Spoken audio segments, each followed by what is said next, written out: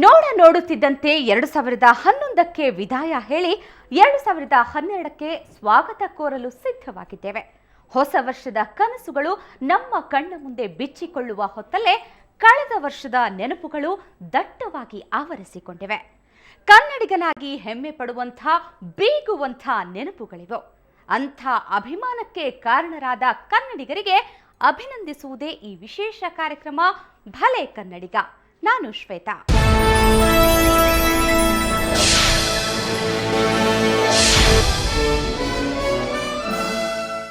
ಅಧಿಕಾರಕ್ಕೆ ಬಂದಾಗಿನಿಂದ ಸುದ್ದಿಯಲ್ಲಿದ್ದವರು ಇವರು.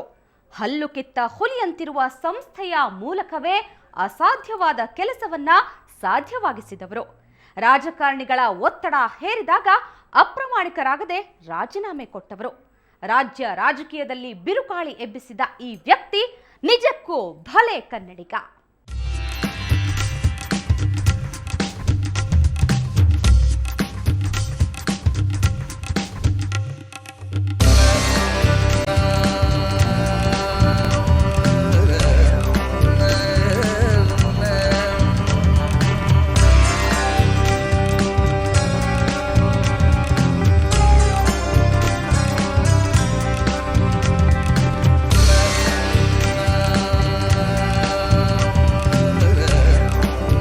ಕೆಲಸದಲ್ಲಿ ನಿಷ್ಠೆ, ಮಾತಿನಲ್ಲಿ ನಿಷ್ಠುರ, ಕಷ್ಟ ಅಂದ್ರೆ ನೆರವಿಗೆ ಸಿದ್ಧ, ಭ್ರಷ್ಟರಿಗೆ ಶಿಕ್ಷಿಸಲು ಸದಾ ಬದ್ಧ.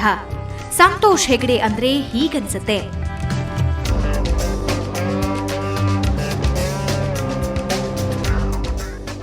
ಲೋಕಾಯುಕ್ತ ಅನ್ನೋ ಹಲ್ಲು ಕಿತ್ತ ಸಂಸ್ಥೆಯಲ್ಲಿ 5 ವರ್ಷ ಕೂತಿದ್ದ ಸಂತೋಷ್ ಹೆಗಡೆ ಕರ್ನಾಟಕದ ಮಟ್ಟಿಗೆ ಹಿಂದೆಂದೂ ನಡೆಯದ ಬೆಳವಣಿಗೆಗೆ ಕಾರಣರಾದರು. ಭ್ರಷ್ಟರ ವಿರುದ್ಧ ನಿರ್ದಯವಾಗಿ ಕ್ರಮ ಕೈಗೊಳ್ಳಲು ಆರಂಭಿಸಿದ ಸಂತೋಷ್ ಹೆಗಡೆ ಬಳ್ಳಾರಿಯಲ್ಲಿ ನಡೀತಾ ಇದ್ದ ಅಕ್ರಮ ಗಣಿಗಾರಿಕೆ ತನಿಖೆಗೆ ಇಳಿದ ಮೇಲೆ ನಡೆದ ಬೆಳವಣಿಗೆಗಳು ಒಂದೆರಡಲ್ಲ. ಅಕ್ರಮ ಗಣಿಗಾರಿಕೆ ವಿಷಯದಲ್ಲಿ ತೀವ್ರವಾಗಿ ತನಿಖೆ ನಡೆಸಿ ಕೊಟ್ಟ ವರದಿ ರಾಜ್ಯದ ಮುಖ್ಯಮಂತ್ರಿಯಾಗಿದ್ದ ಬಿಎಸ್ ಯಡಿಯೂರಪ್ಪನವರ ಕುತ್ತಿಗೆಗೆ ತಂತು. ಯಡಿಯೂರಪ್ಪನವರು ಜೈಲು ಸೇರಬೇಕಾಗಿ ಬಂತು. ಜನಾರ್ದನ ರೆಡ್ಡಿ, ಕಟ್ಟ ಸುಬ್ರಹ್ಮಣ್ಯ ನಾಯ್ಡು ಕಂಬಿ ಹಿಂದೆ ನಿಲ್ಲಬೇಕಾಯಿತು. ರಾಜ್ಯ ರಾಜಕಾರಣದಲ್ಲಿ ಮುಖ್ಯಮಂತ್ರಿಯೊಬ್ಬರು ಜೈಲು ಸೇರಿದ ದಾಖಲೆಯೇ ಇರಲಿಲ್ಲ. ಸಂತೋಷ್ ಹೆಗಡೆ ಆ ಸಾಧನೆ ಮಾಡಿದ್ರು.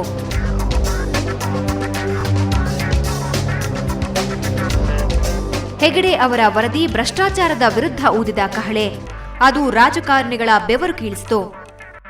ಭ್ರಷ್ಟಾಚಾರದ ವಿರುದ್ಧ ದನಿ ಎತ್ತಿ ಸೋತಿದ್ದ ರಾಜ್ಯದ ಜನತೆ ವ್ಯವಸ್ಥೆಯ ಮೇಲೆ ವಿಶ್ವಾಸ ಕಳೆದುಕೊಳ್ಳುವ ಹೊತ್ತಿನಲ್ಲಿ ಸಂತೋಷ್ ಹೆಗಡೆ ತೋರಿದ ದಿಟ್ಟತನ ಲೋಕಾಯುಕ್ತ ಸಂಸ್ಥೆಯ ಮೇಲೆ ವಿಶ್ವಾಸ ಹುಟ್ಟುವಂತೆ ಮಾಡಿತು.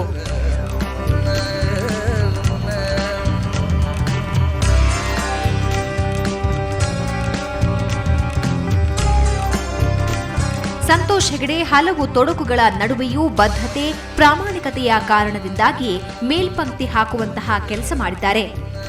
ಇವರ ಕೆಲಸಕ್ಕೆ ನಾವು ಭಲೆ ಅನ್ನಲೇಬೇಕು.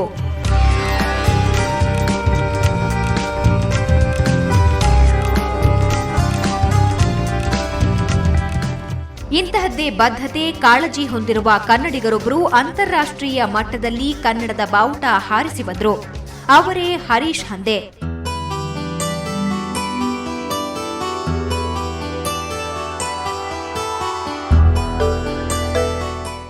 ವಿದ್ಯುತ್ ಸಂಪರ್ಕವೇ ಇಲ್ಲದ ಹಳ್ಳಿಗಳಲ್ಲಿ ದೀಪ ಬೆಳಗಿಸಿದವರು ಈ ಹರೀಶ್.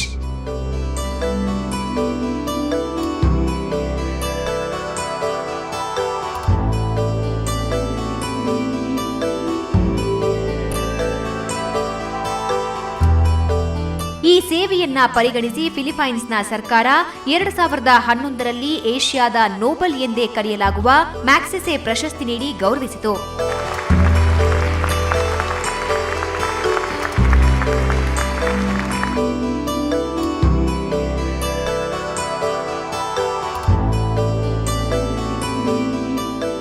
ಮೂಲತಃ ಕುಂದಾಪುರದವರಾದ ಇವರು ಓದಿದ್ದು ಐಐಟಿ ಖರಗ್ಪುರದಲ್ಲಿ.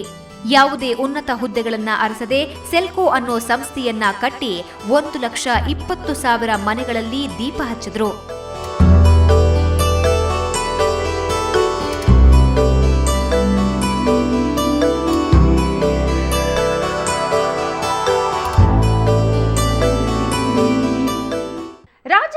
ವೈಯಕ್ತಿಕವಾಗಿ ಸಾಮಾಜಿಕವಾಗಿ ಈ ಇಬ್ಬರು ಮಾಡಿದ ಸಾಧನೆ ಒಂದು ಸಮಾಜ ಸುಧಾರಣೆಯ ನಿಟ್ಟಿನಲ್ಲಿ ಇಟ್ಟ ದಿಟ್ಟ ಹೆಜ್ಜೆಗಳು ಮುಂದಿನ ದಿನಗಳಲ್ಲಿ ಇವರ ನಡೆಗಳು ಸ್ಫೂರ್ತಿಯಾಗುತ್ತವೆ ಅನ್ನೋದ್ರಲ್ಲಿ ಅನುಮಾನವೇ ಇಲ್ಲ.